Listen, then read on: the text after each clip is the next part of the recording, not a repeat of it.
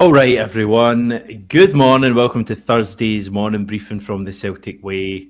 Celtic Ajax tonight in Como, and we're here to talk about that. Maybe a little bit, John. Maybe more so what's been said last night. I feel like there's I'm only talking from my own experience on my own channel earlier. There's a lot happening. Like there is a lot of wee different Yep. stories and things people are spotting, and of course some stuff from Brendan Rodgers last night.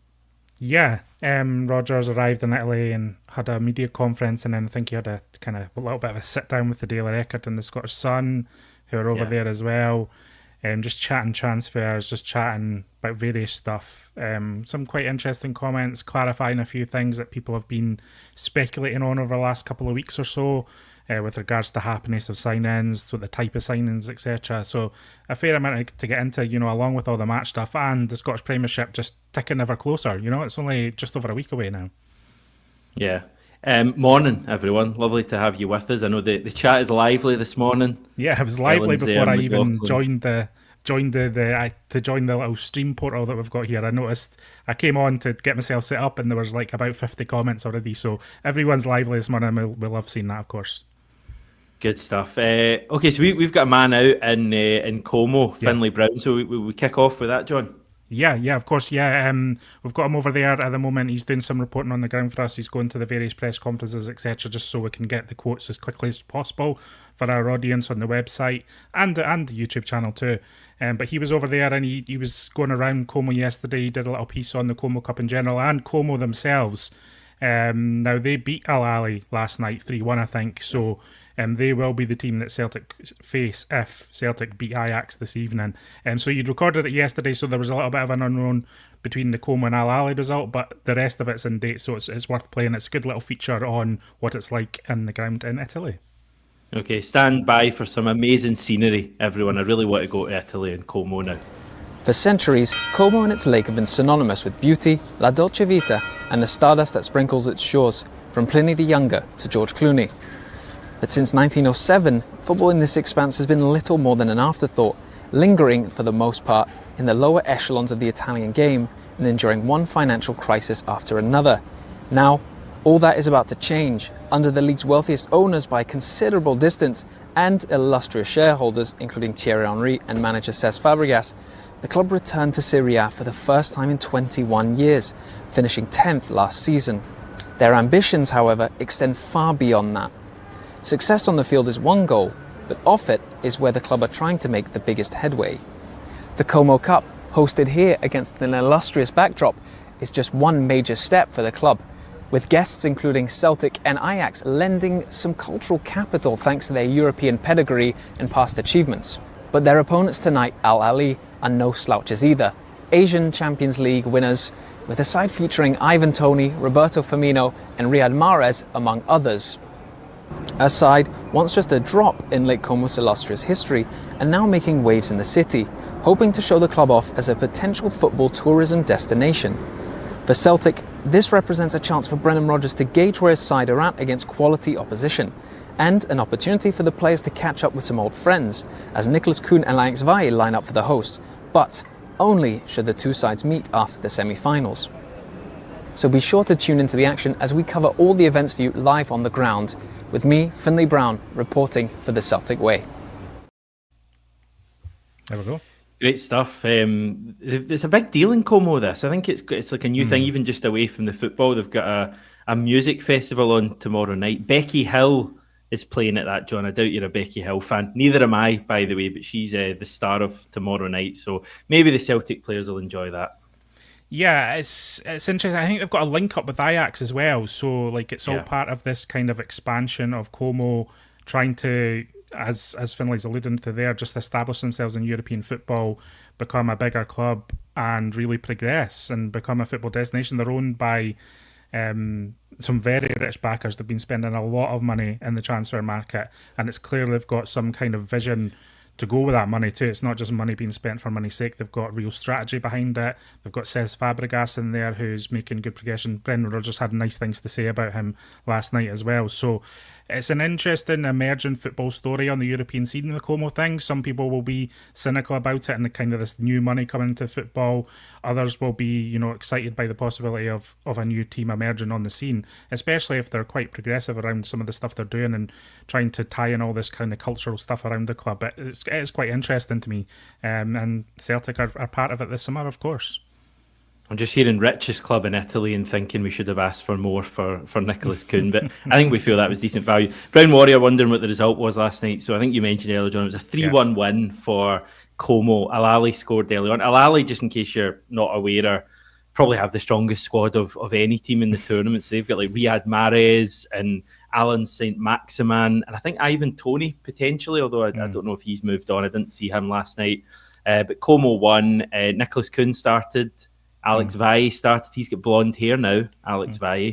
I think he set up the second goal. I watched the highlights. That's the late Como effect, I think, there, Hamish. You move to a sunny destination and you get your hair dyed blonde. I'm surprised you didn't dye your hair blonde when you moved to Australia. Oh, I had the mullet going for about 2 months last year, and then I went home and my mum told me to shave it off. So that was all I needed. So I'm short back inside, skin fade these days. We're getting asked about Ajax there. Just briefly. In fact, we'll do this at the end. Someone was asking about Ajax's best players. I've got a wee bit of stuff in that. Do you want to talk about Brendan Rodgers and what he was saying last night? Yeah. I'm just going to read out some of the things he said because you broached various subjects. And the reason I'm bringing this up and we're going into it is because these are questions and comments we've been getting on the live show for like weeks now about who makes the signings, what is the process, why is the timing this and that. Now, you can take Brendan Rodgers at face value. I tend to do that. People will read different things into what he says around various times, but I think in terms of the signing process, I think this is pretty spot on. It's actually something I talked about on the briefing earlier, so it's good to have the confirmation overnight. It's pretty much what, if you joined the show yesterday, this is pretty much what I said, how it happens at Celtic. But Brendan Rodgers, on the recruitment process, he said it's pretty straightforward. There will be players within our recruitment team that are not just for now, but for the future. Clearly, I will look at those players and assess and see if those players can come in and play. Then there will be other players we specifically need. It's still very much joined up. I suppose it's more around whether the players are for now or later. People know the model over a number of years. There are players who come in who are maybe not expected to hit the ground running, but some of them do. That's what I need to assess, those guys coming in. But I also need to win now, and we need to get those players in. Either way, I will be responsible for that. Club signings, with the greatest respect, I don't care where they come from. I just need good players in the building who can help us win today, tomorrow, and the next week. I've always developed players in my career, so I respect that side of it, but also the need for the present. I think what he's communicating there, Hamish, is that there's an assumption that Brendan Rodgers isn't involved at all when it's someone who might be more of a development player. But clearly he's signing off on the players.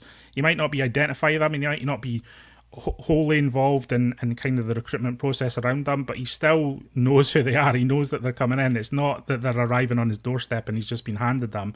He's also making clear that he wants the signings that supporters talk about every day too. So I think they're fair enough comments from Rodgers, in my opinion, that side of it. I'm not sure how you feel about it. Yeah, I mean, just generally on the topic, I personally don't have a massive issue with these. I think club signings is the phrase that he's used, and Mark's just mentioning, Brendan can't have it both ways. I sign everyone, he's a club signing. I did actually notice that in the comments, but I don't have a massive issue with these club signings at all. My issue is it being perceived in any way, and I hope this isn't the case, that these club signings are almost being prioritised over the first team signings, improving the squad. In terms of I don't think it comes down to priorities. I think it's like those signings are easier to make, and I guess it's a cop out. The transfer market's hard, but I think and I've said this on multiple occasions, I think the club are struggling with the recruitment of the more expensive mid-range signing that Brendan Rodgers is talking about. And I'm not making an excuse for the club. The club should have the expertise in the building to be able to get those signings over the line. But for whatever reason, there's just a struggle in that. So it seems like there's a priority on the so-called lesser signings, where the reality is that they're just not that good at getting the signings that Brendan Rodgers wants. Okay. Well, as I say, I'm in the nicest possible way. I don't massively feel strongly about the development signings. You know, there's not a great amount of risk there. Some of them will inevitably be flops. I mean, we had Quon leaving the club without ever playing a competitive minute for Celtic. You're going to have signings like that. Equally, you're going to have, you know, ones like Jeremy Frimpong maybe now and again. Fine with that. For me, it's these other signings. It's the squad improving signings, and I don't know if you read the comments out there, but I'm a bit concerned about the comments about, you know, as long as we get everyone in by the end of the window, that's fine. For me, that's not the deadline. For me, the deadline is before this Champions League tie, and we're still 4 weeks away from that. But in terms of getting players in, bedded in, so they can make a difference in this Champions League tie, that's worth, I think the difference between the Europa League and the Champions League is roughly 25 to 30 million.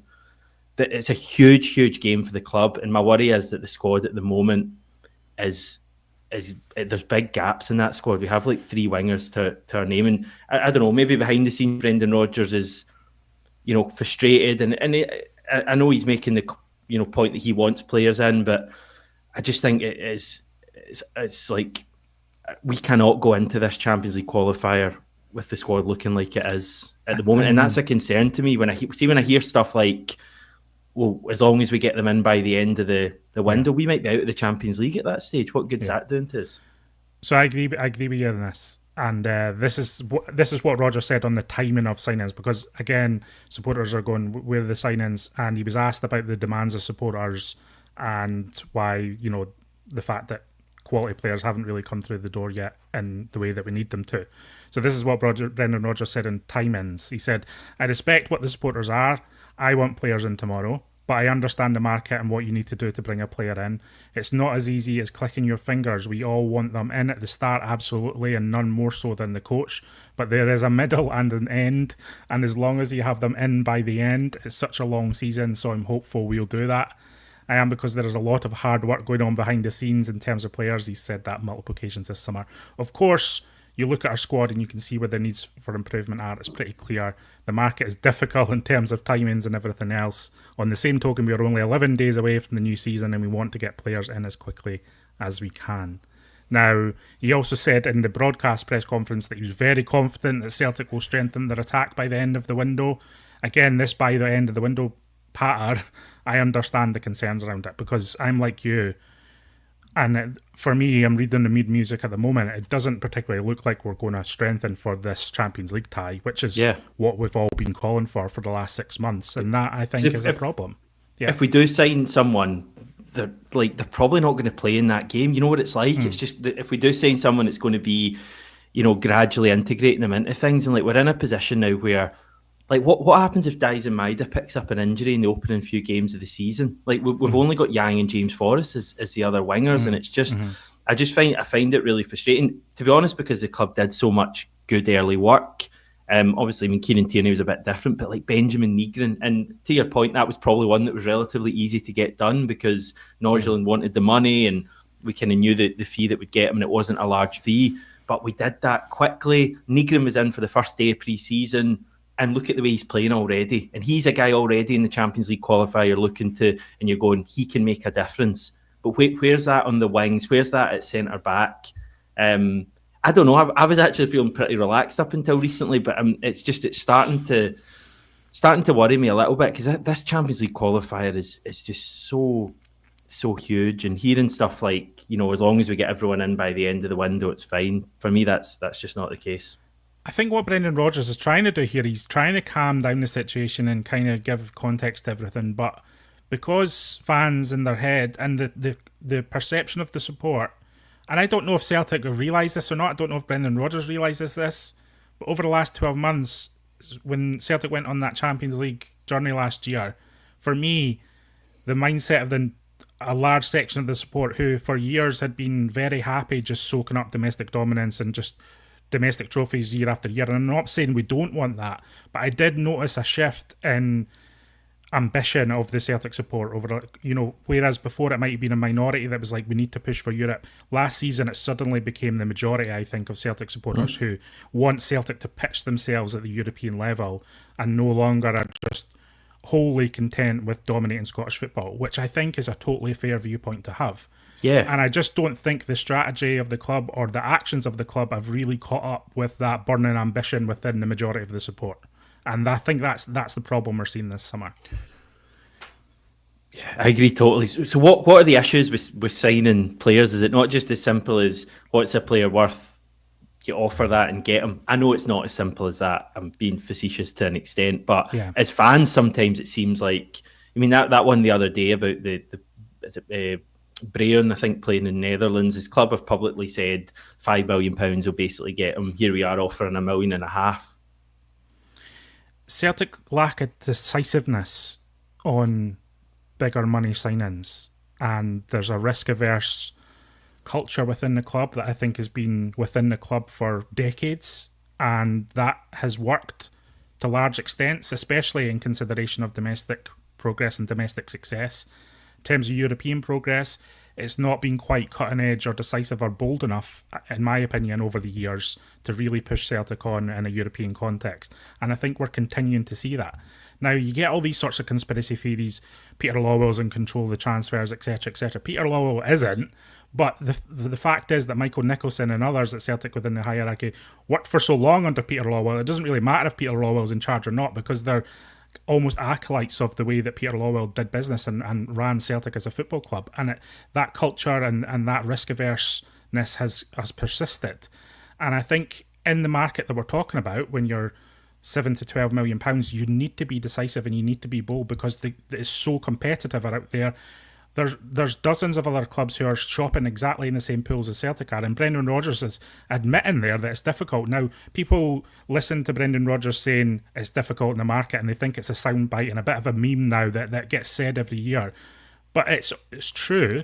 But my argument is that Celtic should be better equipped to deal with those difficulties rather than just trotting out the line that it's difficult. What are we doing to address the difficulties of shopping in this market? I think it's a lack of boldness. I think there's a risk-averse nature to the Celtic board, basically, especially when they're spending larger sums of money.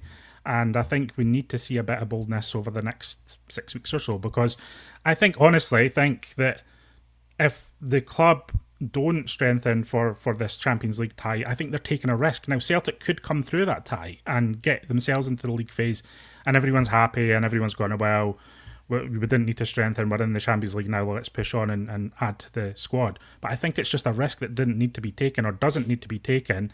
If Celtic go out of this Champions League match, it's not just harmful for the financial of the club, it's harmful for the entire perception of the support and how the club is run.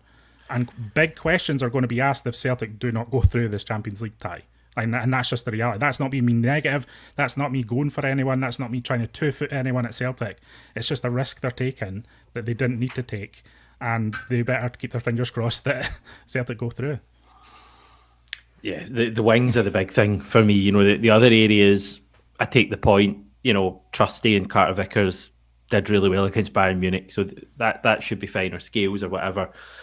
Ideally, you want a centre-back sign, but the wings for me is the big one, because you've lost Coon, you've lost Shota from that Munich tie. I think Dijsman's playing up front for a lot of that. That's, I mean, for me, not signing a right winger before this tie, you know, would be a disaster. And that's nothing against James Forrest, because James Forrest is brilliant. I think we all love James Forrest, but the fact is Nicholas Coon has left the club, one of our biggest sales ever. And hasn't been replaced yet, and the club have to do that. And Celtic have known for ages Nicholas Coon was leaving this summer. This isn't something that popped up last minute. Celtic have known for months. Brendan Rodgers alluded to that when he talked about Nicholas Coon leaving. You know, he suggested the fact that Nicholas Coon had indicated that he was going to leave at the end of the season. So Celtic have known for months that this was happening.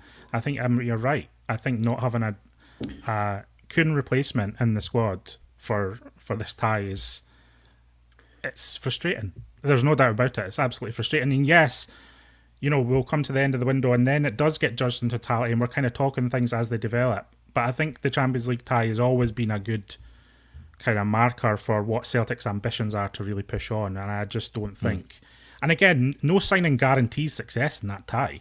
But you put yourselves in the best position possible to navigate it. And I just don't think Celtic have yet.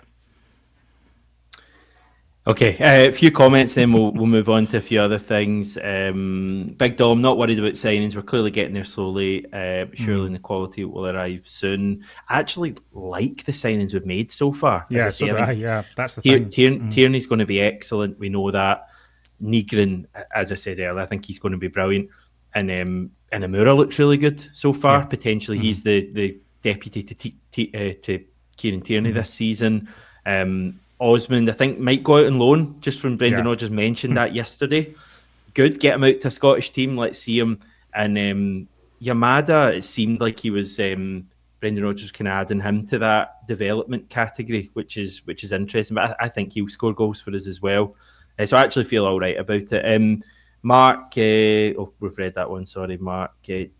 Tam, or is it Tom? Tam, agreeing with you, John. I never thought we had much of a chance of progress in Europe, but the new format and our performances give me confidence and belief. We must kick on or we'll fall asleep and be overtaken. I think the new format's like the big thing. That was just the refresher for everyone. Because how good was last season in Europe?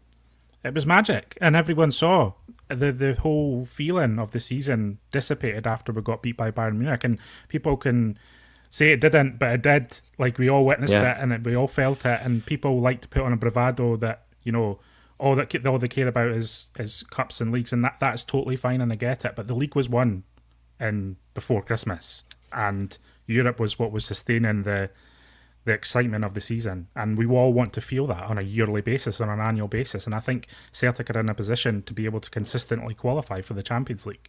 I'm not saying Celtic are in a position to win the Champions League, but they're in a position to qualify year after year. And actually, if they qualify this year, I think it'll be the first time we've qualified for the number of years in a row. So 4 years in a row, we've never qualified for the Champions League. Mm-hmm. So, yeah, I want to keep that going. I think we all do. I've read that one out as well. Tim saying we need to push further in Europe because that's where the money's at. That's where everything's at, Tim. Prestige, just everything. Saul Goodman, great name. Why we never build in strength, I'll never get. Six pack starting to show. Oh no, hang on, here's some dominoes. What an analogy. I've never been there with one of those. I'm taking that personally, Hamish. I was going to say I've done one of those two things. I'll let you guess which one. What was I going to talk about next? Yeah, Brendan Rodgers just briefly chatting about the big signings we made last year, the big money signings. Trusty, Engels, Ida, in defence of them, basically, and saying that they added and contributed to our success in Europe last year. It's kind of hard to disagree with that, to be honest, because you think like the goals Engels and Ida scored and like some of the performances Trusty had in the Champions League, and saying they don't pick their own price. It's going to be interesting to see how those three do this season. They were not bad last season, but you're looking for more. But big seasons for all of them. I think my doubts are around Trusty. Of the three, Trusty would be the one I'm more worried about, I think, than anyone. But he also has the potential to really come onto a game this year. And I think Brendan Rodgers is right.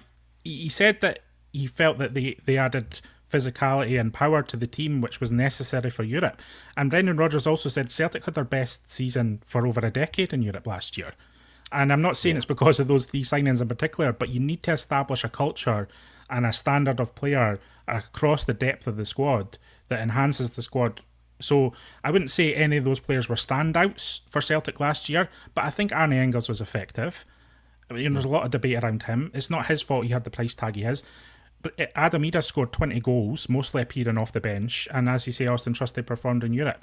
If Celtic are now getting gun-shy because they spent big last summer, that's the completely wrong way to take the performance of last season. That's just the totally wrong strategy that Celtic need to do. So I just hope that Celtic aren't getting gun-shy, and that's not Brendan Rodgers indicating that they are. Celtic need to continue to shop in that market to uncover the gems and the players that we need to move on to the next level.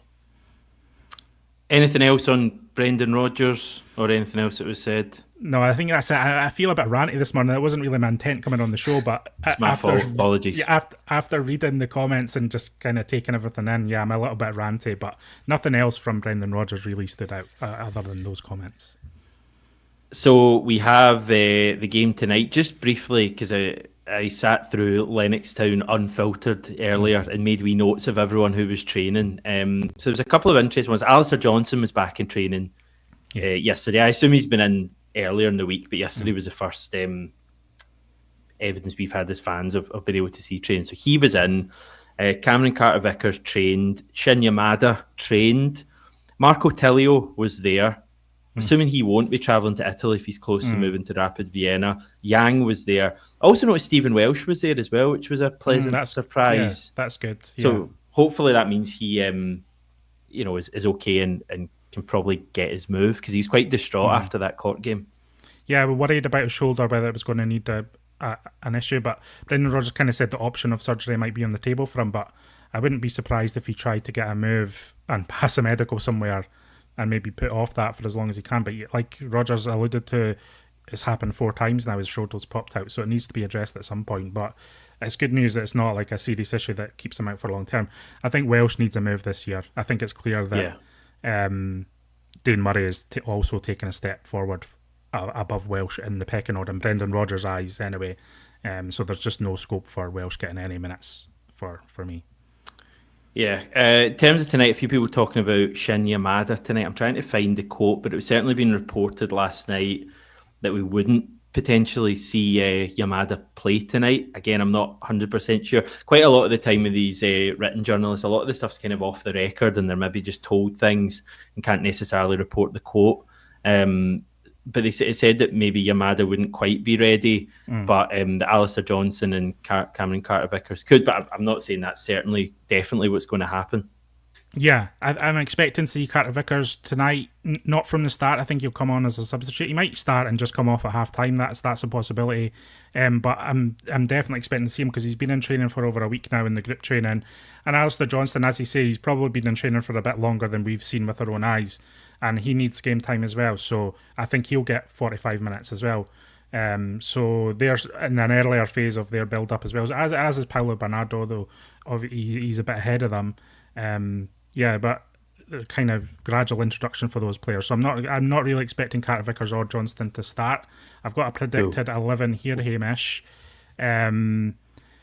I went for, this is just my team, by the way, this is just what I think might be the team tonight. Kasper Schmeichel in goal, Tierney, Trusty on the left, and Murray in the right slot, because I think Murray's good in that right slot and Trusty's better in the left one. It could be Scales, I'm not sure how that will go. Ralston, and then I think Celtic's best midfield at the moment, his most exciting midfield at the moment is McGregor, Hatate and Nygren. And then the front three, Forrest, Ida and Maeda. And I'm looking at that and I'm thinking, right now, considering Carter-Vickers is coming back to fitness, considering Johnston's coming back to fitness, that's probably about the strongest team Celtic have to field at the moment. I don't know if you would agree with that, Hamish. And that's what I think Brendan Rodgers will do tonight. Just get the strongest players on the pitch for an hour ahead of next weekend, and there'll be more rotation in the team on Saturday or Sunday, depending on who we play. Because we've only got a couple of games to go, so I'm kind of hoping that we'll get Alistair Johnson and Cameron Carter-Vickers up to speed at some stage. But it's a different one, isn't it? Because there's 2 games. We play tonight and we either play Saturday or Sunday. So I kind of think like we might see one team play one game and then a different team playing another. Like I don't think winning the Como Cup, if we win tonight, I don't think he's going to massively care about actually winning it. I think we'd maybe see a stronger team tonight, and then not a weak team, but the likes of Bernardo and Engels and maybe Johnson and Carter-Vickers coming in at the weekend. The fact he kind of rotated the team against Newcastle as well just made me think he's going to go with a stronger 11 tonight. I think it's going to be similar to the team. I think that's very similar to the team that we saw against Sporting. So I think it's going to be that kind of team, that kind of performance, hopefully, because they were very good in Portugal. They're very good at the weekend. And actually, that's the thing about this summer, Hamish. Everyone's complaining about what's going on around the club off the pitch, but on it, Celtic look electric. They look like they did on the USA Tour last year. That's what Celtic look like right now. That's what I was going to say. I mean, if we rewound a year ago, you'd be having the exact same conversation. The team looks really good, but there's all this kind of concern about the wider transfer stuff. And look at how last season started and went. So maybe that's evidence that as much as this is frustrating at the moment, things will take care of themselves. Am I making you feel better? Am I making myself feel better? I don't know. Listen, I think it's, as fans, everyone gets so emotionally invested in everything and every twist and turn. And Brendan Rodgers is right to an extent. You do have to judge everything in totality at the end of the transfer window. It's a frustrating reality for some, because life at the moment, especially, is just so changeable. So there's a lot of things, competing for your attention. So you just want Celtic to compete for your attention at the very top of the list, and they've not really done the business that would suggest to deserve that. But I'm actually feeling okay. I think Celtic will do business. I think they will do good business before the end of the window. It's just frustrating when you think about the overall strategy, the 5-year plan of Celtic, and we're not really putting ourselves in a position to really attack these European playoffs. For me, the whole ball game with Celtic is Europe. That's where football is going generally. There's changing traditions in football. There's changing dynamics and leagues and setups. And over the next decade, I think it's going to change more with UEFA or without UEFA.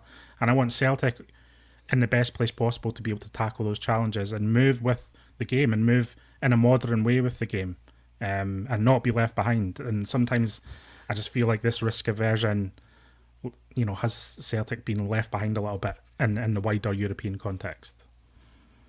Yeah. Okay, just a wee bit of information in Ajax. A few of you are asking, just while you're on European stuff, Ajax are actually in the Champions League this year, the league phase. So if we get there, we could face them. They finished second in the Dutch league last year. So apparently that's good enough to get to the Champions League, but winning the league in Scotland isn't. They're managed by Johnny Heitinga. Remember him? Former Everton, former Netherlands centre-back. He's just been appointed this summer, succeeding Francesco Farioli, who was linked with our job a couple of years ago. Heitinga was assistant to Arne Slot at Liverpool last season. Someone was asking how many games they played. This is their 5th pre-season match. They beat Hibs 6-3, which is a weird one, in Amsterdam. They also played against Greg Taylor's Pauk and beat them, and they beat Stephen Welsh's Mechelen at the weekend. So they're doing a grand tour of kind of Celtic links. But I think they've won 3 and drawn 1 of their 4 games so far.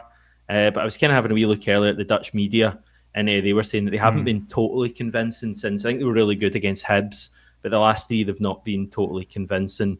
Their manager, Johnny Heitinga, has said that a couple of players, Joro Hato and Kenneth Taylor, won't play tonight because they've been away with the Dutch 21s. But looking at their squad, John, it's not too many names you would know. They've got Wout Weghorst, the big striker, Davy Klaassen, Raul Moro. Remember we were linked to him last year via Valladolid player, winger, I think. So they've got him. But other than that, not too many familiar names.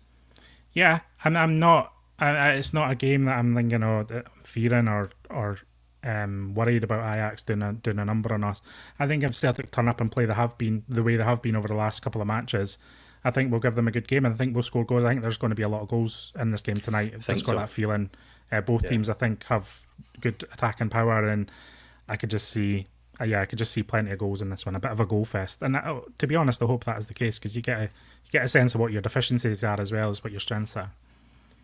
Crowd will be interesting because obviously it's not a closed door game. It's open to fans, and Celtic are a big club. Ajax are a big club as well.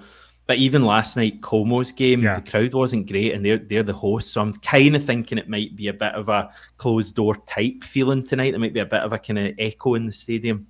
Yeah, if Como are looking to become a football tourist destination, last night wasn't the best example. I looked at the highlights and it did seem fairly empty. But yeah, I think there'll always be a small band of Celtic fans at the game if the doors are open. So there'll be a small band of Celtic fans there giving their best. Enjoying Lake Como. I mean, did you see the pictures, Hamish? Lake Como looks absolutely beautiful. I've never been to other parts of Italy. I've never been there, but it's on the bucket list now because I didn't realise it looked as stunning as that, to be honest. Yeah, no, it should be good. And I think we'll get a good game tonight and another chance to see the team. And we should really be getting to the end point of pre-season, getting up to full speed. So, anything else, John? No, I'm happy with that. We're live tonight with reaction to the show. With reactions to the match, with a live show on YouTube, and we'll have full analysis on the website. We'll have Brendan Rodgers is having a press conference after the game. Findlay is there for us, so we'll get the comments to you as soon as we get them. So we'll have all the news from Italy, all the analysis from Italy, and a live show tonight with myself and Ryan on the live show this evening. Very nice. Good stuff. Well, thanks everyone for watching. Appreciate you all tuning in live. Those of you watching after the event, thanks as well. Game is a 7:30 kickoff tonight, Celtic Park time. 7:30. It's live on Celtic TV. So that should be good. And hopefully Celtic can get yet another Champions League scalp in pre-season. See you soon.